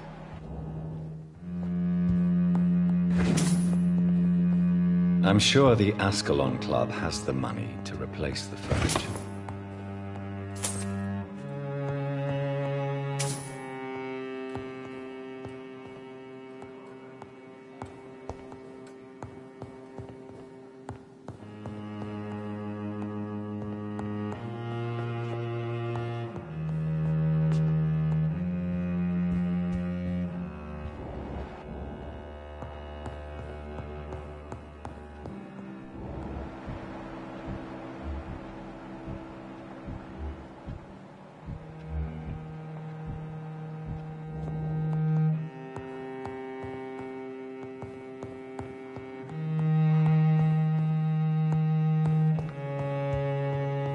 Welcome to the Ascalon Club, then, Dr. Reed.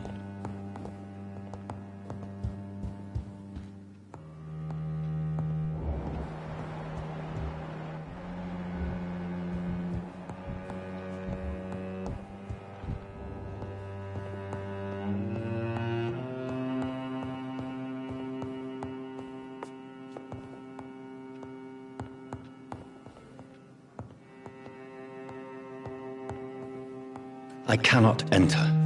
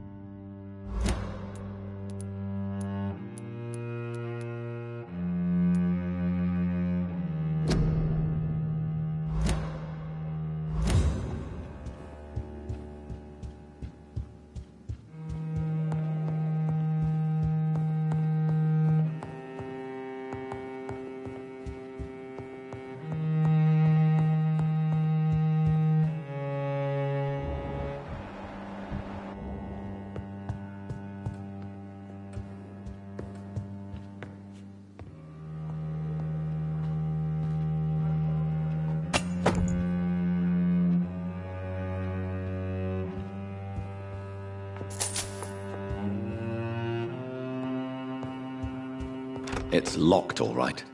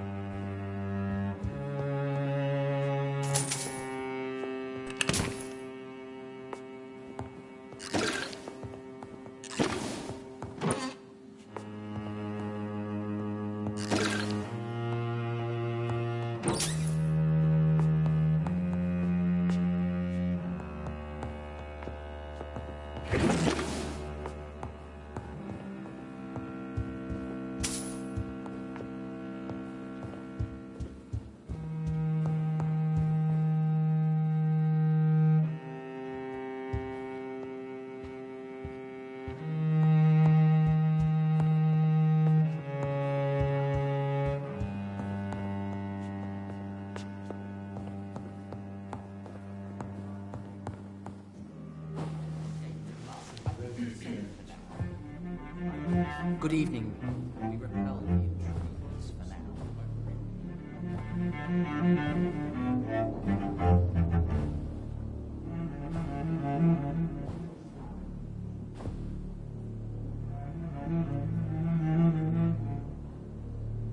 My good friends, if I may have your attention.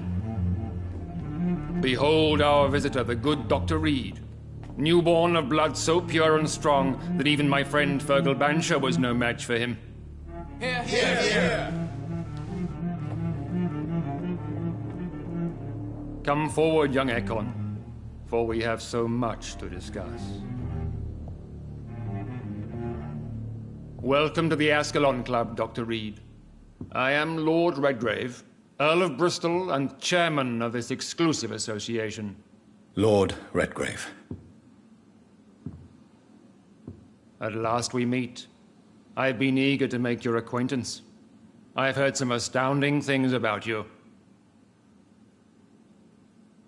Please accept my condolences for your loss, Dr. Reed. Thank you, my lord. Lady Ashbury expressed your wish to meet me. Yes. The lady has always been a useful acquaintance, though not always reliable. Is she a good friend of yours?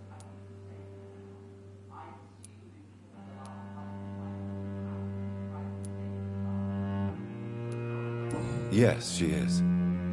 I may even say I admire her probity and her kindness. She has helped me since I was reborn. The centuries have taught me never to trust a woman completely, especially if she is a mortal. Too prone to emotions, if you ask me. Too fickle when it comes to important decisions. My lord, do not expect me to speak ill of Lady Ashbury. Of course not, and I praise your loyalty. Would you offer the same fidelity to the Empire? What do you mean? I speak of the Skull Plague that threatens London and the country. You have been on the front line in the East End, but the time has come to open up a second front here. The epidemic has escaped the quarantine.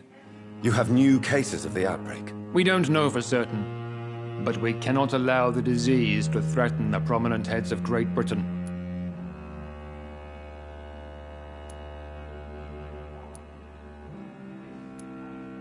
Why do you suddenly need me?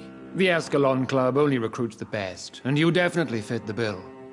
Your scientific and medical reputation alone would qualify you as a candidate. You want me to find possible sources of the outbreak in the West End. Is that it? Ah, straight to the point, like all eager newborns. We shall have time to talk about all this, Dr. Reed, but first, I should like to get to know you better. Talk? Is that the only reason you asked me here? Well, no. I also wanted to meet the intriguing Ekon, who made such a powerful progeny of his sister. You have not learned the name of your maker, am I correct?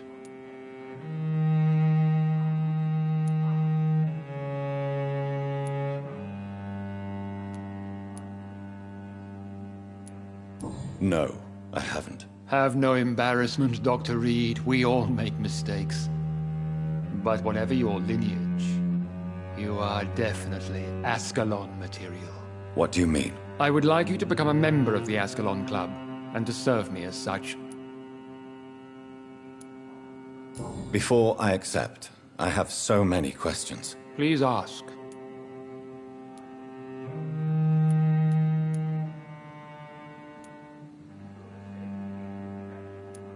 I killed Fergal, who claimed to be one of yours. Sent to cleanse the East End of all Skulls. Will his death be an issue? Do not worry. My priorities have changed. Fergal was a zealous servant of mine, but like any servant, he had his limitations and is readily replaced if necessary. What does it mean to be a member of the Ascalon Club? It means that you swear to protect the interests of the Crown, that you become a loyal servant of the British Empire. Do you have any official recognition from the government? A charter from His Majesty the King? No. Of course, the Ascalon Club publicly supports the Empire, but the true nature of its members remains a secret. Am I supposed to follow orders? As founder and chairman of the club, I alone am entitled to make demands of our members. And I do appreciate obedience. What is the Ascalon Club's express purpose? We follow the credo of William Marshall, the greatest knight who ever lived. As was he, we are sworn to protect the British Empire. What does Ascalon mean? Ascalon was the lance wielded by St. George, glorious patron saint of England when he slew the dragon. And like that lance, we pierce the hearts of all our nation's enemies. William Marshall founded the Ascalon Club. Not exactly. William Marshall granted me immortality, and I founded the club a few years later. The good knight has been gone for so long.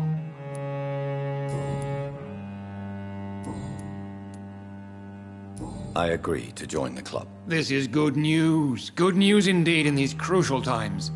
Let's inform the Assembly formally and proceed with your initiation. My initiation? Fear not. Nothing fancy nor dangerous. It is just that we, the members of Ascalon, believe that tradition and custom are the backbone of this country.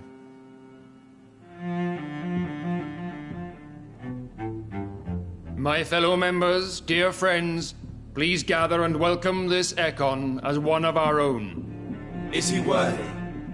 Is his blood pure? Well, speak, Dr. Reed, in front of the most sacred blood. The blood of our beloved William Marshall, speak now. Will you serve and protect the crown as he did? Yes, I will. Then, young Ekon, it is time to testify with your blood. It is time to sign the Book of Allegiance. I know it's awfully gothic and a tad pedantic, but England's traditions are the backbone of our nation.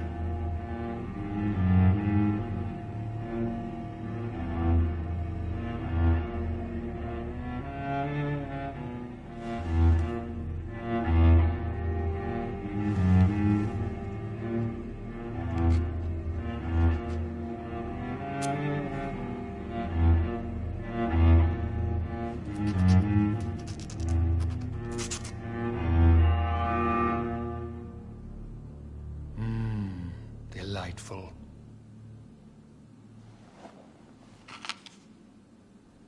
Welcome to the Ascalon Club, Dr. Reed. Take your place among the bearers of the lance. One of us! One of us!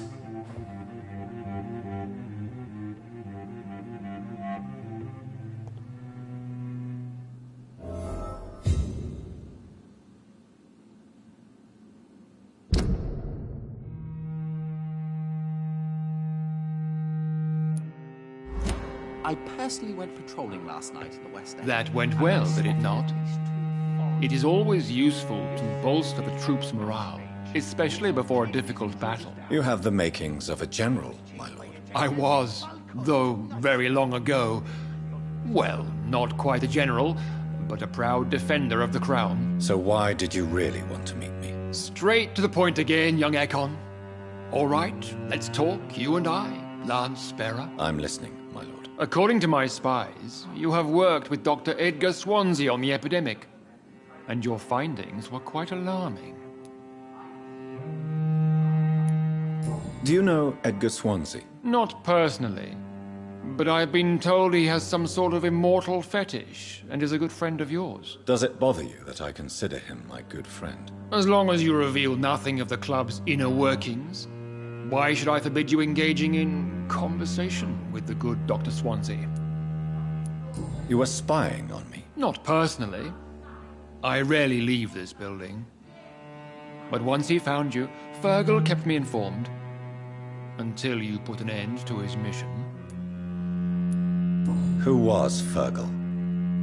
I don't see him sipping tea with the others in the club. Fergal Banshire was my squire of sorts. Even before becoming that magnificent beast, he was a brute. He served me well for decades. No, I mean, what was he? He was clearly no ordinary vampire. No. He was a Volcod, all muscles and instinct. Quite the rare breed, ferociously territorial. Mortals often mistake them for werewolves. You do know I killed him? Yes. Will you bear ill will towards me for his death? Of course not. Your victory was quite impressive and courageous. You earned my respect. Yes, I'm convinced the recent invasion of frenzied Skulls in London is directly linked to the epidemic. This is not the Spanish flu, but something else. I would be glad to hear more of your discoveries, Dr. Reed, but for now, my main concern is the security of London's inhabitants, both mortal and immortal. What do you mean? Alarmed by the epidemic, the Guard of Prewen has started a war against us British vampires. To appease the situation, we must eradicate the Skulls.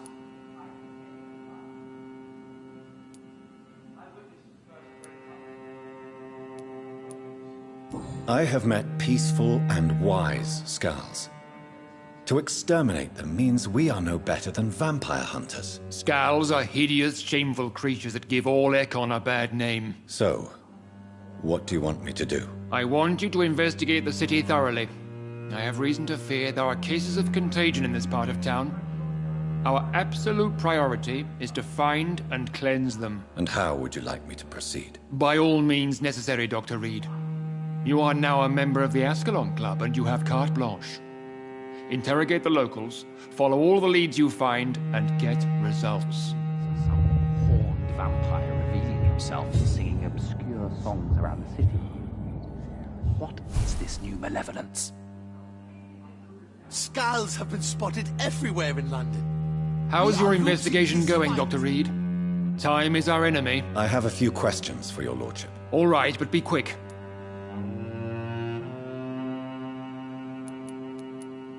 What can you tell me about the Great Hunt? It's a major concern, and I'm convinced we'll only get a satisfactory conclusion by putting an end to the epidemic. I have already met Geoffrey McCullum. I am certain he will persist until he has killed every last vampire. The Guard's current successful recruitment campaign is driven by the ravenous behavior of the Skulls. I see. So without the epidemic creating Skulls, the Guard could not convince anybody of our presence. Exactly. Once we have put the epidemic behind us, we need only wait until the Guard grows old and weak. Time will once again become our ally. What about the risk of a full-scale attack here? Geoffrey McCullum is a daring leader. That is exactly why so many of our number have left the country until things improve. But not me. I founded this club. I'll die defending it. You made me swear on the blood of William Marshall during my initiation ceremony. Why was that? William Marshall was the most glorious knight who ever lived. He served 5 kings, and was a living example of probity for all. And he was my maker. William Marshall was a vampire? Is this some sort of joke? Wait. Could he be my maker? That would be joyful news, for it would mean he still walks among us. But alas, the great knight has left this world for good. Why is his blood so sacred to the Ascalon Club? He was simply the greatest defender of the realm we have ever known. I fought by his side at the Battle of Preston, and he made me his progeny following the fight. May I ask you about the mortal who attended my initiation? Mr. Aloysius Dawson. A member of the club does not normally ask questions about other members. We trust each other mutually.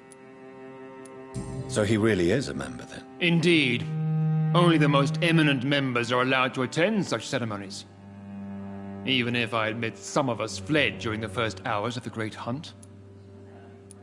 But Mr. Dawson is mortal. Are you not afraid he might reveal who you are? Especially to your enemies. Aloysius Dawson is a man of his word, as are all of us. This is the Ascalon Club, Dr. Reed. We do not grant access to the unworthy. Goodbye, Lord Redgrave. Godspeed, Dr. Reed. We are counting on you.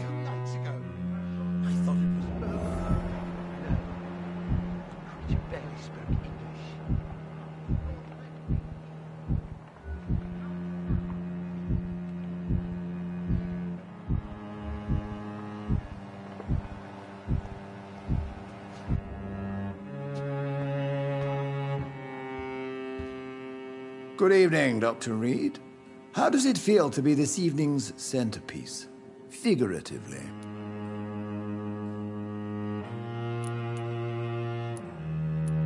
I feel perfectly fine. Do I have cause for concern? Do not be alarmed. The Ascalon Club has a tried and tested policy for choosing its initiates. May I ask who you are, sir? Why would you be interested? Well, as you seem to be the only man in the room with a beating heart, you draw quite a bit of attention yourself. Ah, vampire senses never cease to fascinate me. They dwarf those of mere mortals. I am Aloysius Dawson, by the way. Are you a member of the club? Yes, I am. And I have been for many years. And will be until the day I die. What can you tell me about it? It's not really my place to give you such information. I am merely a mortal member, and a dying one at that. Are you sick? Personally, I consider my advancing years are a sickness in itself. My body is slowly abandoning me, Dr. Reed.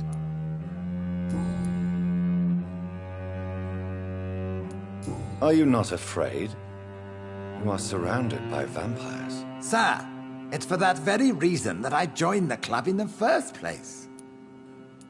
Is not the nature of this club a secret shared by only a privileged few? My dear Dr. Reed, I have spent years and a fortune precisely to gather that kind of information. So you asked for membership? I have been a member of many clubs in many countries. But I must admit, this one is my favorite. What can you tell me about Lord Redgrave? I would not dare speak of our chairman without his consent.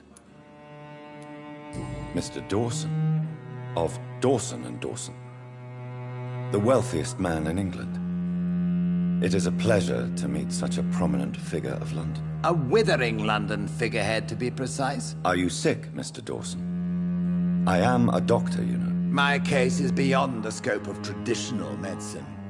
I have spent fortunes on the world's most competent doctors to arrive at that diagnostic conclusion. I'm sorry to hear that, sir. Should I suppose that you're here in search of some form of immortality? Absolutely not. I'm here to implement my plan to save the city I was born in. To cast out the ghastly evil that has us all on our knees.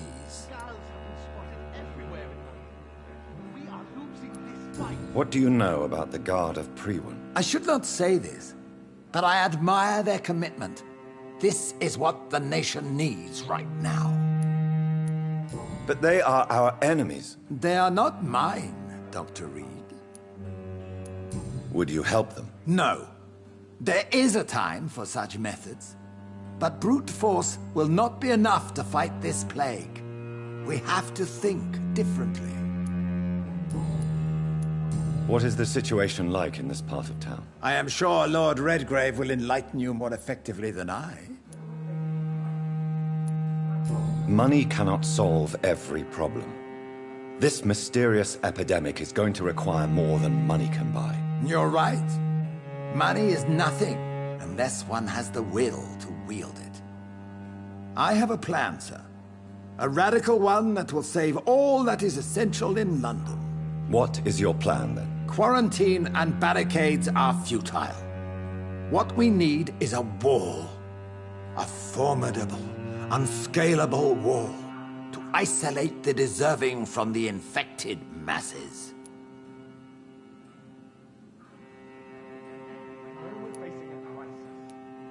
By doing so, you would create two separate ghettos. What if the disease gets past the wall? The results would be disastrous. Not if we eliminate all suspected cases of infection as soon as they appear. A necessary sacrifice. Are you not mistaking sacrifice for summary execution? Why do you care? Are you not a vampire? Removed from all mortal concerns? Decisiveness is what the city needs, and it needs it now.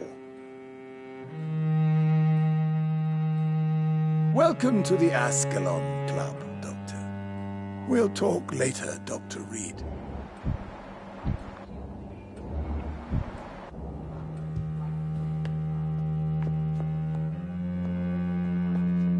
Yes, Lance Bearer? Goodbye, Lord Redgrave. Godspeed, Dr. Reed. We are counting on you.